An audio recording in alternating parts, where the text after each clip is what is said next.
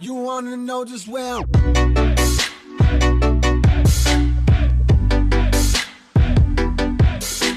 Hello everybody and welcome back to my channel. I think this video that I'm going to film today is probably going to be one of my favorite videos for a really long time, just because the topic is so fun and it's such a challenge. So let me go ahead and get into it. So as you guys have known, over the years, cameras have gotten a million times better with higher resolution. Every single year, more cameras coming out with higher and higher resolution. Back in like the early 2000s, I remember my mom having a Canon camera, which we're gonna get to in a second, and it was 5 megapixels. 5 megapixels. Back then, that was good. I mean, it wasn't the best back then, but it was good. Like, you could take pictures at family gatherings that were good to look at. Nobody was like, oh, the quality on that is horrible. Nobody really said that with 5 megapixels.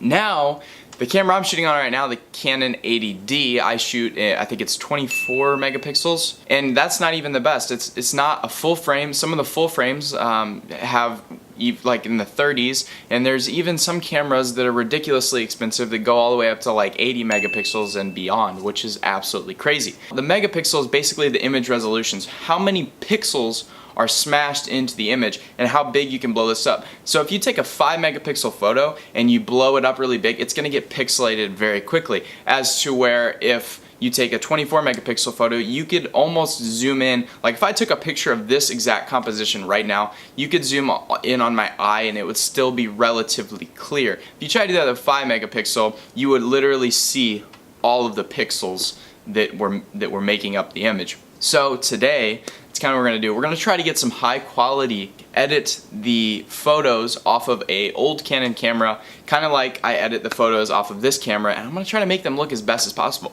Hold on. I just destroyed something over there. This is the camera. Oh, I said Canon. I thought it was Canon. It's Kodak. I'm sorry. My bad. This is the camera that I'm going to be taking some shots on with today. What's happening? Oh my gosh, the lens is so dirty. We're gonna try to go outside, take some good shots with this. There's the 5 megapixels right there. I'm gonna go outside, I'm gonna take some shots with this camera, hopefully as best to my ability, and then I'm gonna come in here and I'm gonna edit them in Photoshop and I'm gonna try to edit them kind of like my Instagram theme is right now and how I edit all my other pictures. And also I have some tips to make this to where it looks as best as possible and as high resolution as possible. And you can do some pretty cool stuff in Photoshop to improve the image quality. Even though it's 5 megapixels, we can still get a pretty decent image out of it. So, without further ado, let's go outside and try to get some pictures. I've got my brand new Kodak camera here, guys. Just picked it up. It was $2,000. I'm just kidding. I feel really weird carrying this camera because it is so small. I'm gonna be honest, this camera is the size of my lens. Like the whole camera. Oh, it's raining. No. It actually might not be raining anymore. I think it just rained though. Obviously the dynamic range on this camera is gonna be completely terrible, so I'm gonna try not to get like the sky in it just because it's super harsh light right now and blown out, and it would be a challenge even for this camera to capture that. I'm gonna try to take a picture of like these leaves because they're really wet. We'll see if we can get a decent image. I think what I'll do is I'll take a picture with this Kodak and then I'll take a picture with this camera just so you can see the difference and we can see how close we can get it to this picture. It's starting to rain again, I have to hurry. I'm gonna try to get the same shot that I just got with this one.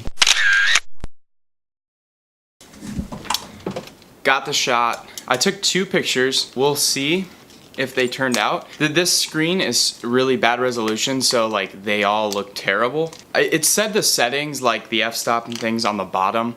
I wasn't really paying attention to what they were. I do remember that the shutter speed was 1/100th of a second. That's the only number I remember. I wasn't really paying attention to anything else.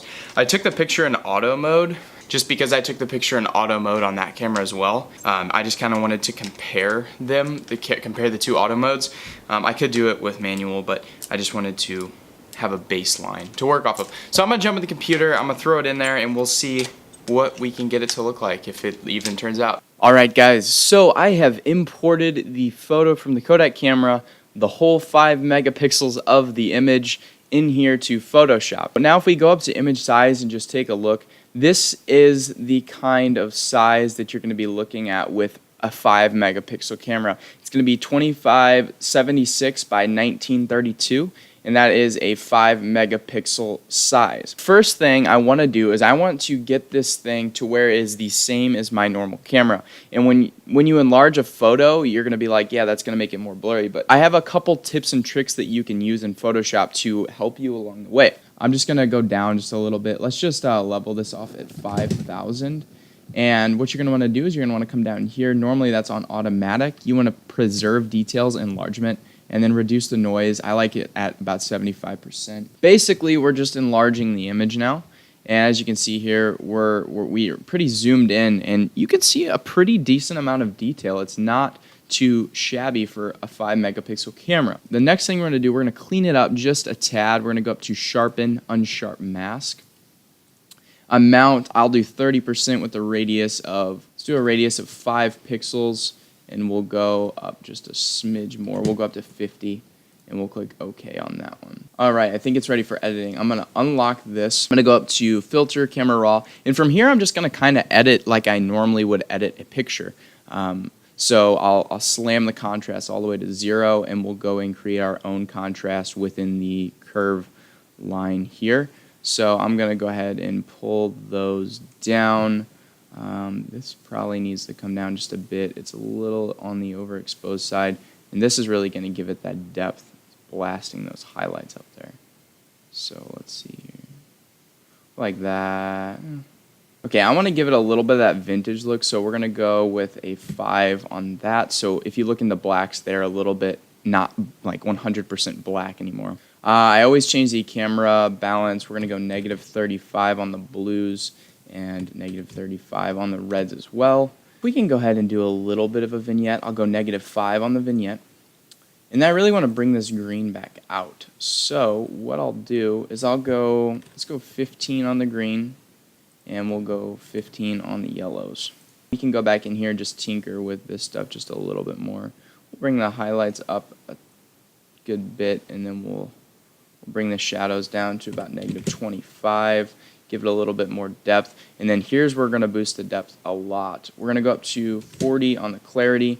You got to be careful with clarity because sometimes it can give you some excess noise that you probably wouldn't want. I think this looks pretty decent for a 5 megapixel Kodak camera from the early 2000s. Let's go ahead and slam my gradient map on there. I really like to use I'll probably use this one actually. We'll go ahead and slam this to 20%, and then we'll do the overlay, and we can see what that did. And it just added a little bit more depth. I really like that. I'm going to go ahead and combine these layers, and we're going to slap a denoise or a reduce noise in here. It's not making a huge difference, but it's there. It's something that's there. So we'll see. I like that. That looks really nice. I'm kind of surprised at how well this turned out. This is my finished product. This could be something you could post on Instagram, and it would actually look pretty decent. Guys, keep in mind, this is a Kodak camera from the early 2000s, a whole 5 megapixels. I'm going to edit the Canon 80D one, and we'll see the difference, and we'll throw a comparison up on the screen and see what kind of difference there is. Okay, one thing you have to be aware of right off the bat is that this one is in a little bit of a different angle, and I also have a 10 to 18 millimeter wide angle lens, and this was taken I think right at about 10 millimeters. Let's go ahead and kind of edit this the same exact way. Now this one I'm not going to have to do any of the image resizing or anything like that. I can show you what the image size is, 6,000 by 4,000. Obviously it's bigger than your 5 megapixel, and it's still bigger than what we created the other one to be. Not a huge deal, but we're going to go ahead and edit this pretty much the same way.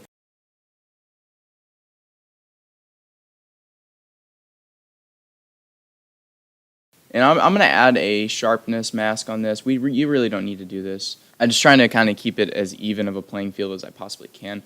Let's go ahead and add in that gradient map that we were using a while ago to give it the same style look, and we'll overlay that, and bam, you have this. Let me go ahead and export these, and then we will analyze them together when they're exported. Okay guys, so I've completely finished editing these two pictures and we're going to kind of analyze them together. This is the Kodak 5 megapixel image that I took. I think this actually is pretty impressive. The texture on the leaf looks amazing. Let's zoom in here and kind of, it looks like the focus point was right about on this ridge here, so let's zoom in and see what kind of detail we have. So you can kind of see, once you zoom in, you definitely lose some of that good detail. I don't know why this is being weird, but you could definitely see you're losing some of that good detail. Now this is the Canon shot on my Canon 80D, and as you can see here, I didn't even have a really great focus point on this leaf, but I had a really shallow depth of field. So it looks like our focus point was right around it here, I think.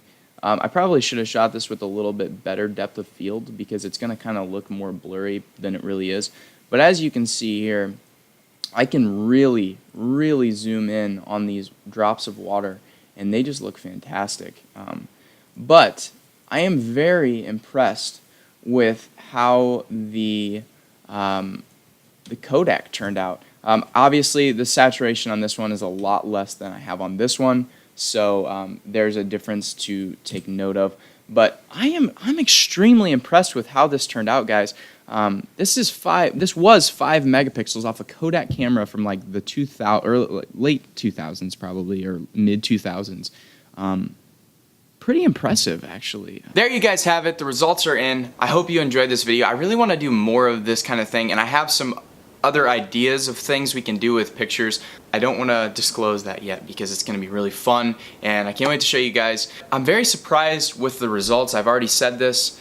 The Kodak camera actually produced a pretty good image after we did our post-production work on it. What this should imprint in your mind as you do not need the latest and greatest camera to be a content creator or create good pictures or video. Video is a little bit of a different story, but for a photographer, you don't need the latest products. This is a mid-2000s camera, and you saw the image that we were able to create. You obviously have to know how to do post-production work with like Photoshop or Lightroom, etc. But it's pretty impressive what you can do nowadays with the power of technology. I just want everyone to know that there's always room for you to create, no matter what kind of gear you have. You don't need to be rich to be able to do your passion, and my voice just cracked. You don't need to be rich to fuel your passion, and just get out there and create. I encourage it. I love teaching, and I love learning from you guys as well, so it's something that I really enjoyed. That is gonna do it. If you enjoyed this video, please drop a like. Also subscribe for more content. I'm trying to create weekly videos now, which will probably then go to a couple videos per week as I get up and running. And also follow me on Instagram. I'll put that right here. It's at Dalton Schwenker, and then also Twitter at Dalton Schwent, because my last name is too long for Twitter's liking. So that's what I had to do. I hope you guys have a fantastic day. I will see you guys next time.